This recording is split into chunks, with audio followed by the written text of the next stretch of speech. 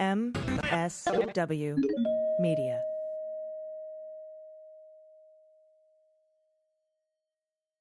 Thanks to Athletic Greens for supporting the Daily Beans. Athletic Greens is going to give you a free 1-year supply of immune-supporting vitamin D and 5 free travel packs with your first purchase. Just go to athleticgreens.com/dailybeans to take ownership over your health and pick up the ultimate daily nutritional insurance. News with swearing. Daily Beans, Daily Beans. Daily Beans, Daily Beans.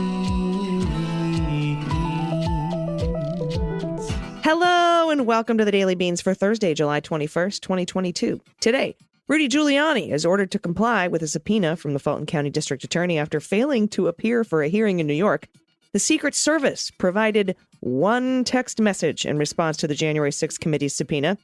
Donald personally called a Wisconsin Republican to try and force the decertification of the 2020 election results. And a bipartisan group of 16 senators unveils the Electoral Count Reform and Presidential Transition Act. I'm Allison Gill. And I'm Dana Goldberg. Hi, Dana. Hello. Hi, AG. You are, as people are listening, in D.C. I am, and I will be in the room live tweeting the hearing tonight at 7 p.m. Eastern Time from my Twitter account, @MullerSheWrote.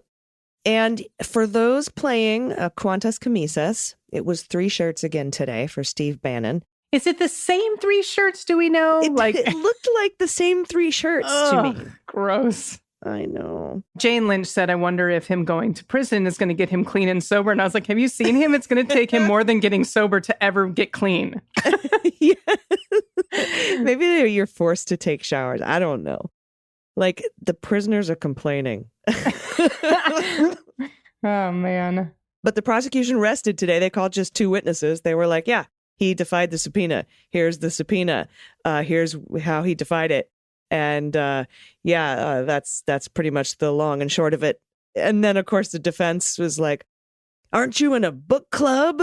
And the lady's like, she's a lead counsel for the 1-6 committee. She's like, yeah. What do you do? Fiction or nonfiction? She's like, mostly fiction. What do you talk about? The book? Oh, my God. I know. Absolutely ridiculous. I think we've all had enough of Bannon's shit, so to speak. And Merrick Garland is sick of your shit. Take a listen to this clip. Glenn. A January 6th question. You have said time and time again that your approach is to move from the bottom up and to go where the evidence leads you. Recently, people have posited alternative ways of going about this. One of them is called the hub and spoke notion of sort of targeting a group of people around President Trump and then considering the rioters as one spoke, and also looking at the electors scheme as another spoke. Can you just explain to us if there was a decision point early on in which you decided to go the way that you did, why you rejected these other potential paths? And as a follow-up, have you seen anything either coming out of Fulton County in Georgia or anything out of the January 6th committee that has moved the investigation in a new direction? So there are a number of assumptions based into this leading question. I'm very familiar with as a former trial lawyer, but there is a lot of speculation about what the Justice Department is doing, what it's not doing, what our theories are, what our theories aren't, and there will continue to be that speculation. That's because a central tenet of the way in which the Justice Department investigates, a central tenet of the rule of law, is that we do not do our investigations in public. This is the most wide-ranging investigation and the most important investigation that the Justice Department has ever entered into. And we have done so because this effort to upend a legitimate election, transferring power from one administration to another, cuts at the fundamental of American democracy. We have to get this right. And for people who are concerned, as I think every American should be, about protecting democracy, we have to do 2 things. We have to hold accountable every person who is criminally responsible for trying to overturn a legitimate election. And we must do it in a way filled with integrity and professionalism, the way the Justice Department conducts investigations. Both of these are necessary in order to achieve justice and to protect our democracy. Just one follow-up. Do you think you have enough resources to do that? We know that the budget request that was made earlier this year was not complied with. Do you feel that you need additional resources? The Justice Department would always like additional resources and would be happy to take them, but we are going to accomplish our mission here. The people in the Justice Department are committed to this. They are working 24/7 on this. So there he is, Dana, saying, look, everyone, we are following the facts. We look at everyone at every level, and we're going to hold everybody criminally accountable who committed crimes to peaceful transition of power to try to stop that. And then he went on to say this. Listen to this. Okay, look, no person is above the law in this country. Nothing stops us. Even a former president. I don't know how to, maybe I'll say that again. No person is above the law in this country. I can't say it any more clearly than that. There is nothing in the principles of prosecution, in any other factors which prevent us from investigating anyone who's criminally responsible for an attempt to undo a democratic election. And Dana, that's specifically when asked about Trump. Seems pretty clear. Yeah. Like, hey, can you, can you go after a former president? And he's like, look, we go after everyone, every person who is criminally culpable. We will hold accountable no matter who they are. And, I mean, it was blatantly clear in that clip. And so, and of course, comes on the heels of this, memo that Maddow kind of blew up on her show. Everybody freaked out about. And then, of course, we find out today that the Trump-appointed U.S. attorney who's investigating Hunter Biden has been ramping up his investigation in the last couple of months. And they apparently were initially investigating money laundering and finance crimes, and now they're down to like firearms charges. They can't fucking find anything. It's been 4 years, Good Dana. Lord. And I think that might have been why they released that memo in the Department of Justice, because that would be a politically sensitive case to bring. And so, everybody needs to just chill out. I do not know if Garland's going to indict Trump or not, but what is abundantly clear is that nothing is stopping him from investigating him or prosecuting him if they decide to go that route. And that's it. And trust me, if they decide not to charge Donald, I will be pissed because I think there's more than enough evidence to do that. 100%. But, and it's one of the things that we have to do to make sure that this doesn't happen again. And it would be a deterrence. So, again, 7 p.m. Eastern tonight. Look at my Twitter feed at Mueller, She Wrote for the hearing. And in the meantime, let's hit the hot notes. Hot notes. All right. Rudy has been ordered by a justice of the New York Supreme Court to testify before the grand jury in Fulton County, Georgia, where a district attorney we know is investigating efforts by the former guy to overturn the results of the election in 2020. In a filing in Fulton County Superior Court, District Attorney Fani Willis indicated that Rudy Giuliani, an attorney and close ally of the former guy, was ordered to testify on August 9th by Justice Thomas Farber after Giuliani failed to appear for a July 13th hearing to challenge the subpoena. So he challenged it, and then he didn't fucking show up to... That sounds about right.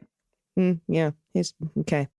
The development is the latest twist in a rapidly advancing criminal probe by Fani Willis, which has resulted in subpoenas for some of Trump's closest allies, as well as dozens of Republican lawmakers and officials in Georgia. Willis has recently issued subpoenas for other Trump allies who helped advance his efforts to seize a second White House term despite losing, including John Eastman, Cheesebro, and Cleta Mitchell. And we know Jenna Ellis as well, and Rep. Jody Heiss, and Senator Lindsey Graham. An attorney for Giuliani did not immediately respond to requests for comment. Graham and Heiss. I wonder if the attorney didn't even show up for this hearing, maybe. I don't know. I'll have to look into that. But, I mean, I have to wonder what Sketchfest attorney's actually defending Giuliani when Giuliani's supposed... it can't get worse, but I think it gets worse. Yeah. Yeah. And Chuck Rosenberg's like, well, let's be fair. He's not exactly a good attorney. He doesn't really understand the law. So, Best of luck. Graham and Heiss are challenging their subpoenas in federal court in Georgia. On Tuesday, Willis also revealed that she had labeled 16 Georgia Republicans as targets. They were the fraudulent electors. We knew about that. We talked about it yesterday. And at least a dozen of those false electors are challenging her authority in court. All right.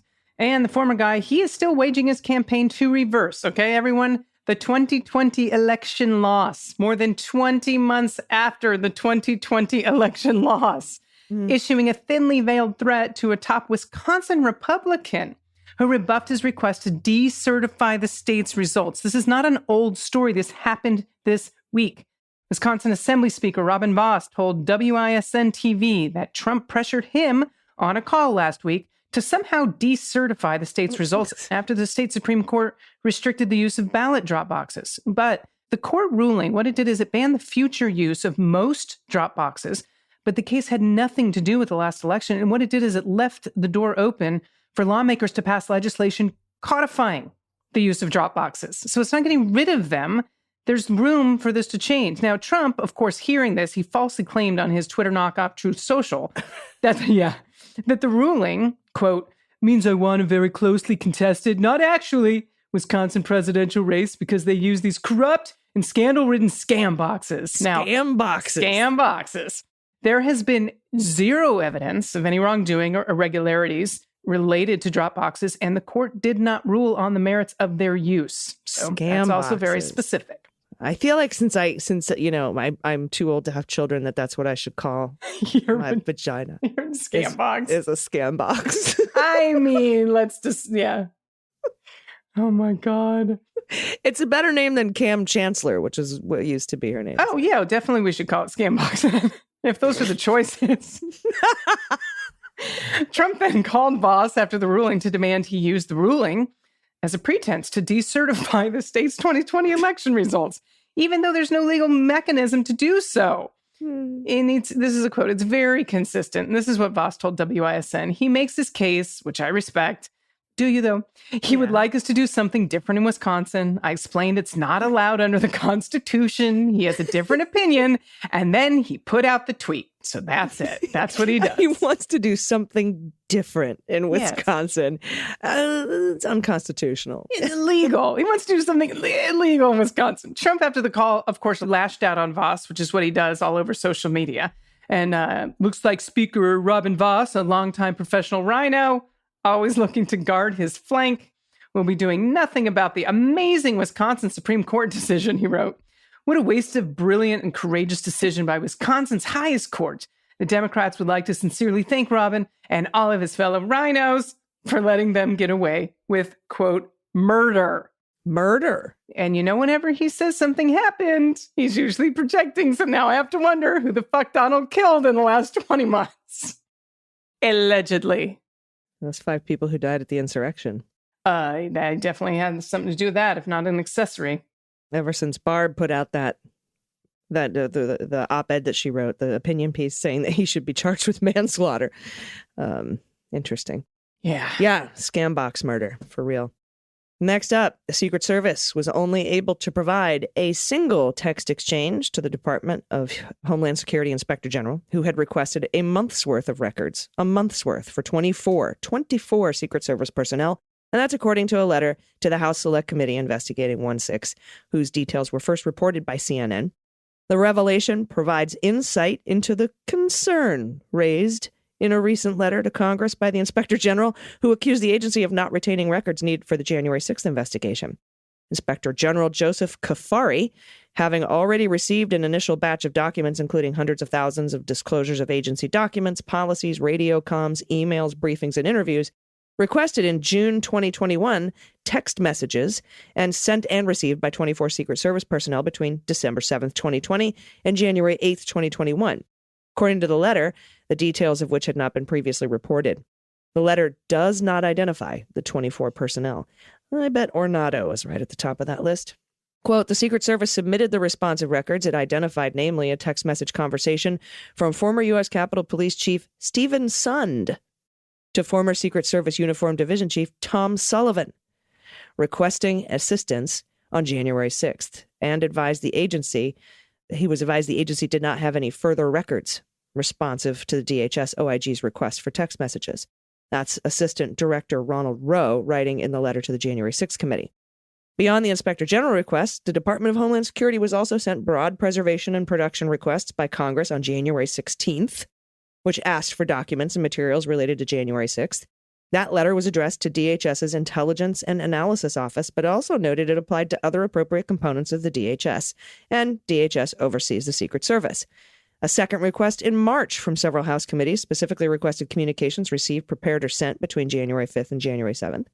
Additionally, Jason Leopold from BuzzFeed News, the FOIA god, he filed a FOIA request on January 11th, which requires record preservation.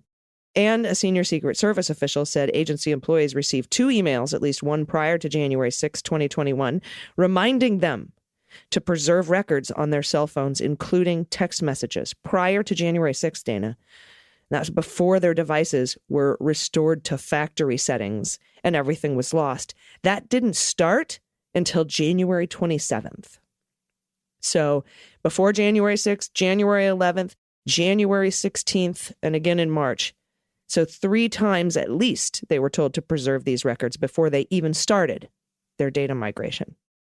And CNN, as I said, has also reported that migration didn't begin until January 27th, which was confirmed in a letter from a spokesperson for the committee. And I think the most frustrating thing about the story as it continues is that I don't think there's jack shit we can do. I mean, this is just what it is. And they're the best. Like you said, if someone needs to undo a phone and receive, find things that had been deleted, they send it to this place. Well, and that's my point, right? It's like, do you know how hard you have to work to delete communications at the Secret Service, the premier agency that for putting together deleted communications? I mean, you got to go out of your fucking way to permanently delete that shit. Yeah.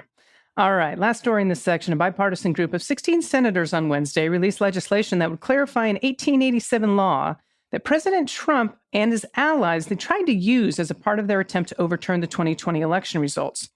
The legislation, it comes after months of negotiations, would attempt to more clearly define the role of states, presidential electors, and the vice president in a presidential election in an effort to prevent the events of January 6th in the future.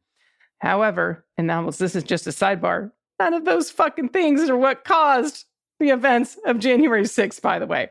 Right. Well, they wouldn't be able to use the Electoral Count Act as a thing anymore. But you know what I mean. If Moore v. Harper does hit SCOTUS and they allow state legislatures to certify their own electors against the will of the people, it doesn't really impact the Electoral Count Act. Exactly. Yep. Now, while the senators said the work of the House committee investigating the January 6th attack on the Capitol did not influence their negotiations or impact the timing, the legislation was released as the committee has laid out evidence showing how Trump and his allies tried to exploit the vagueness of the 19th century law, which was the Electoral Count Act. That's what it is. Now, the proposal, superheaded by Susan Collins, she must have been very upset. Susan Collins and Joe Manchin. Okay.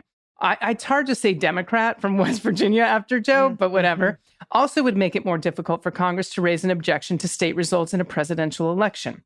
The 19th century law allows one House member and one senator to raise an objection. And that was that dickwad Ted Cruz when Arizona's votes came up. He was the first. Now, the proposal raises the objection threshold to 1/5 of the House and the Senate. Can't just be one fucking person. It also clarifies how a presidential candidate can raise concerns about a state's election by creating a 3-judge panel with an expedited path to the Supreme Court, an issue that the senators struggled to come to an agreement on, especially if someone on the fucking Supreme Court right now is married to someone that tried to help overthrow our democracy. That would be real hard, wouldn't it? Yeah, I don't like that at all. Nope. Let's just streamline it right to Clarence Thomas. Fuck off. Yeah. Now I'm furrowing my brow. Yeah. I'm getting my 11s. You can see my 11s right now. Really? Is that the best thing? Okay. All right. Thank you for that. We'll keep everybody posted on that. And then, of course, once the committee is done with their work, they're going to make recommendations to Congress as well. It's interesting that they're like, this has nothing to do with the January 6th Select Committee. It's just, we're bored. We were bored and we thought, that's it. We should reform the Electoral Count Act. Now, what I think is happening, and I think Republicans are for this, is so that Donald Trump can use it as a defense. So he can say, look, it's clear that the Electoral Count Act was unclear, and it's not a tremendous thing. And because of its vagueness, that's why we thought we could do what we could do. Yeah, it's going to be a defense, honestly. And I've been saying this for a long time, and that's why Susan Collins is part of this shit. That's why all these Republicans are agreeing to do that, is so that they can give Trump kind of, it's a shit defense, but, you know, he can say, hey, it's unclear. And these lawyers were telling me what we should be able to do. Yeah. So anyway, we'll see what happens. All right. We'll be right back with the good news. And if you have any good news to send in, please do so by going to dailybeanspod.com and clicking on contact. Stay with us. We'll be right back. After these messages, we'll be right back. Hey, everyone. As you know, sleep is my favorite, and I used to have trouble falling asleep and staying asleep. I would wake up groggy and sore, and I thought it was anxiety and stress, but it turns out that was part of it, but most of it was that I was sleeping on a mattress made for someone else. Helix has an online sleep quiz that will fix that. It takes just 2 minutes to complete. It matches your body type and sleep preferences to the perfect mattress for you. They have several different models to choose from, including soft, medium, and firm mattresses. Mattress is great for cooling you down if you sleep hot, and even a Helix Plus mattress for plus-size sleepers. I took the quiz, and I was matched with the Helix Midnight because I'm a side sleeper, and I like a medium firm mattress, and all of my sleep problems have disappeared. I love it so much. Best night's sleep of my life. And Helix is awesome, but you don't have to take my word for it. They were awarded #1 best overall mattress pick of 2020 by GQ and Wired Magazine. They've been recommended by multiple leading chiropractors for improving your sleep. Just go to helixsleep.com/dailybeans, take their 2-minute online sleep quiz, and they'll match you to a customized mattress that will give you the best sleep of your life. They'll even ship it to you for free. And they have a 10-year warranty, and you get to try it out for 100 nights with no risk. Helix even has financing options and flexible payment plans available. So right now, Helix is offering up to $200 off all mattress orders plus 2 free pillows for listeners at helixsleep.com/dailybeans. That's Helix Sleep, HELIX sleep.com/dailybeans for up to $200 off all mattress orders and 2 free pillows. And let's talk about something I use every day. It's called AG1 by Athletic Greens. It was an easy habit to pick up, and it has replaced all of my, dozens of bottles of supplements and vitamins and pills and probiotics in the fridge. And I mean, it's absolutely a time saver, and it's delicious. It's incredible. This is Athletic Greens AG1. 1 delicious scoop of AG1, and you get 75 high-quality vitamins, minerals, whole food-sourced superfoods. You get the probiotics, too. You don't have to take a separate one. And adaptogens to help you start your day. The special blend of ingredients supports your gut health, nervous system, immune system, helps with aging and focus and recovery and energy, all of the stuff. And I want to thank Athletic Greens for their support. Right now, they're offering a free 1-year supply of immune-supporting vitamin D and 5 free travel packs with your first purchase when you head to athleticgreens.com/dailybeans. It is a small micro habit with huge benefits. It's one thing you can do every single day to take great care of yourself. Plus, it's cheaper than getting all those different supplements, like I said. And right now, it's time to reclaim your health and arm your immune system. Because of that, variants running around right now. COVID is out of control. And we aren't wearing masks anymore, and for some reason. I mean, I am, but it's really the other folks that I'm worried about. And this is convenient daily nutrition as well. It fills in all the gaps in my diet because I'm paleo and I'm in menopause. And so I really do have a lot of gaps, and it fills them all. And they update when new scientific research comes out. They update their product. It's amazing. It's a great way to look out for your health. So to make it easy, Athletic Greens is going to give you a free 1-year supply of immune-supporting vitamin D and those 5 free travel packs with your first purchase. All you have to do is visit athleticgreens.com/dailybeans. Again, that's athleticgreens.com/dailybeans to take ownership over your health and pick up the ultimate daily nutritional insurance. Everybody, welcome back. It's time for the good news. Who likes good news? Everyone? Then good news, everyone!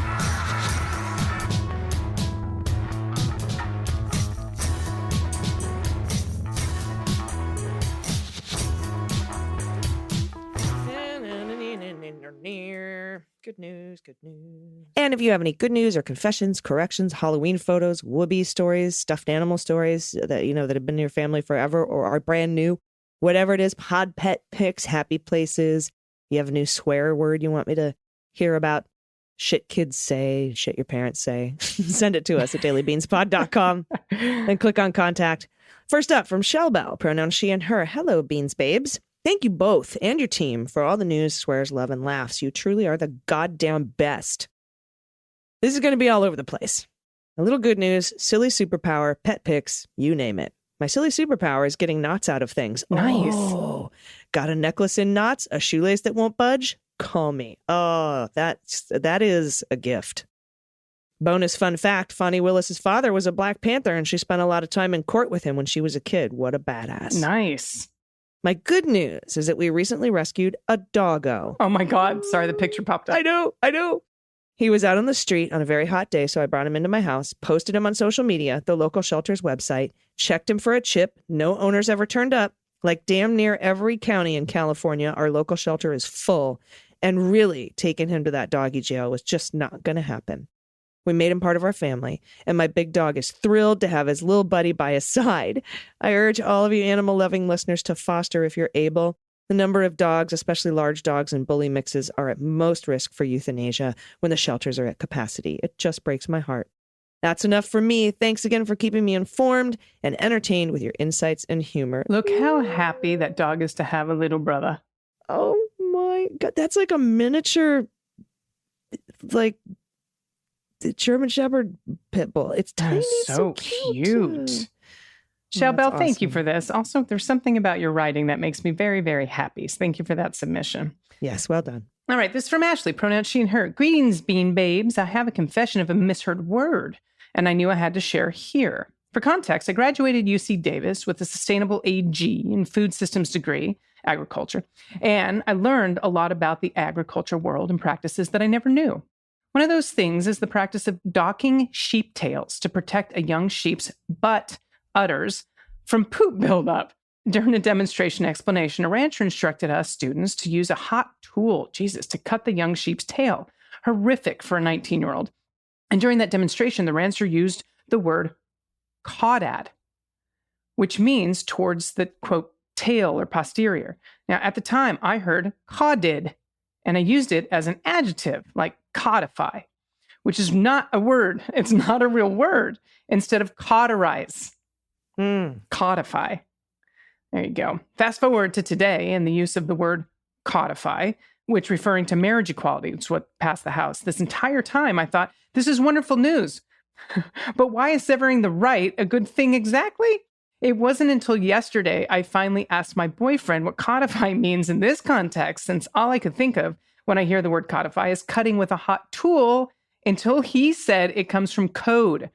I'm probably saying it wrong, actually. This is me. It's probably codify. No, it's codify. It is codify? Okay, glad I asked. But it sounds, like cauterize, right? Like, oh. Yeah, codify. Glad I asked. Attached, you will find my Bella squirrel living in a Bella world. That was cute. Love what y'all do. Keep it up. Oh, miss you, Dana, when you're away. Thank you so much, Ashley. I miss being here when I'm away. And look at the doggo ready for scritches. I'm a Bella squirrel in a Bella world. It's fantastic.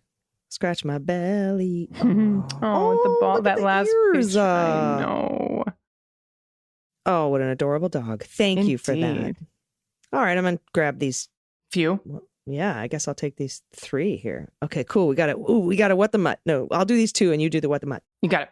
All right, from Nate, pronouns he and him. Here's a misheard song lyric for you from the chorus of the 80s hit song, Talkin' in Your Sleep by the Romantics. I could swear they were saying, I hear secret statue keep. That's fair. When you're talking in your sleep, instead of the secrets that you keep. He heard secret statue keep. And I didn't realize my mistake for decades. Love you both and keep doing what you do. And from Eric, pronouns he and him, blind spot confession. A number of years ago, I came across a piece of a statistic that upset me. I told one of my coworkers that men under 6 feet tall are paid 20% less than men over 6 feet tall.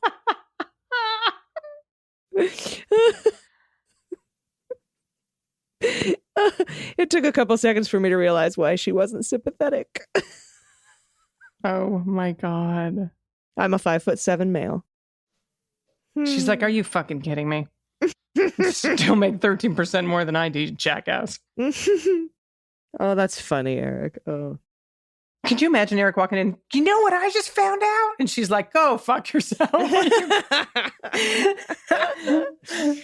All right, what's this what the mutt? All right, we got Brad, pronouns he, him. Hey, Kino Beanos. Here's our what the mutt. Sammy. It's a rescue. So don't know for sure the answer. Okay. I see German Shepherd Golden and Golden. Retriever, German Shepherd. What do we got? We've got, with her brown point ears and snout, you might think German Shepherd, but she lacks the black saddle. Our kid, the former vet tech, said Anatolian Shepherd, a.k.a. Kangaroo. Okay, with just the slightest eye roll for old time's sake. And when you look up the breed, you can see it in the thick upturned tail. Love you guys' work. Remember, one foot in front of the other is all it takes. The rest will happen when it happens. Yep, so true. And what a beautiful dog. Just saying. Very much so. I love that flag tail. Like, woohoo, you. Here I am. Next up, Shawnee, pronouns she and her. I have a confession. I was listening to the Daily Beans as I was going to sleep, and you said something about dangling a pardon. My brain automatically switched pardon to participle, as in dangling participle. I quickly realized that made no sense and had a little giggle to myself, so I had to share. For my pod pet tax, I give you my elderly 14-year-old Shih Tzu, Molly, who still hasn't totally figured out how to use her bed correctly after all these years. My sister thinks that second picture makes Molly look like she missed the bed because she was too drunk. Oh my goodness, totally. She's like, I'm just gonna lay my head on this toolbox. Oh, look at that cute puppers. Oh, I bet that puppers is soft and sweet. Oh, what a cute little Shih Tzu. Yeah. Oh, thank you, everybody, for these submissions. Please keep sending them, especially the pet pics. I absolutely love them. I love your Whoopi stories. I love Halloween photos, frog orgies. I love baby pictures. Yes. Send in the infants for Dana's viewing pleasure. I love them. That also didn't sound right, AG. I need you to be careful of how you ask for things. All right. Just send in baby pictures. Just send in baby pictures, please. Thank you. They're adorable. So we can innocently love them. Yes. Mm-hmm. It's really hard to do that over the radio. It is. Nothing sounds okay. Nothing does. Frog orgies is supposed to not photos. Send us your infants. Dana likes to look. I mean, can you please not? What you gonna do with that? I'm gonna kill you with it. Mm-hmm. It's a little sling bladey. What you gonna do with that? I'm gonna kill you with fried potato. Mm-hmm. Yeah. Mm-hmm. I like the way you talk. Oh, all Jesus Christ. That's enough of that for today, I think. Do you have any final thoughts? I do not. Right? You're like, not now. Nope. Everything I say is going to be absolutely misconstrued from this point out. Yep. Yeah, I think I just want to, tell everybody to tune into the hearing tonight. And I'm very honored that I get to be there, and I'm there for all of us. So just follow me on Twitter at Mueller She Wrote. I'll be tweeting from there. And I know it's going to be tough to watch some of my friends for a lot of us. Yeah. So just know we're there for you in spirit. And we're here for you, and we'll be here for you tomorrow as well. Don't worry, we will have a beans for you, and Dana will be there, and I will be there, and everything's going to be good. I promise. Yeah. These are tough times, and I get it. And yep. I'm so thankful for this community, and I know you are too, Dana. I am, but that message that you're about to say at the end of this podcast, listen to it, do it, make sure that you are actually applying this to your life. Yeah, and that message is, please take care of yourselves, take care of each other, take care of the planet, take care of your mental health, and vote blue over Q. I've been AG. And I've been DG. And them's the beans. The Daily Beans is written and executive produced by Allison Gill, with additional research and reporting by Dana Goldberg and Aimee Carrero. Sound design and editing is by Desiree McFarlane, with art and web design by Joelle Reeder with Moxie Design Studios. Music for The Daily Beans is written and performed by They Might Be Giants, and the show is a proud member of the MSW Media Network, a collection of creator-owned podcasts dedicated to news, politics, and justice. For more information, please visit mswmedia.com. MSW Media.